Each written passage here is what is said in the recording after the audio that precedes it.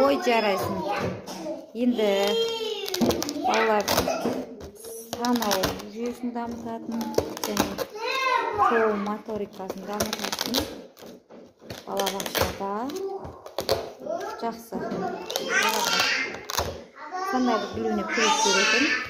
Қолдарымызды былай, немесе былай істеп отырып, сандарды жасайды. Мысалға, мынау саусақты санап,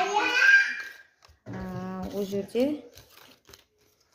5 саусақ болса, 5 санын жабыстырады. Және мына суреттерді санайды.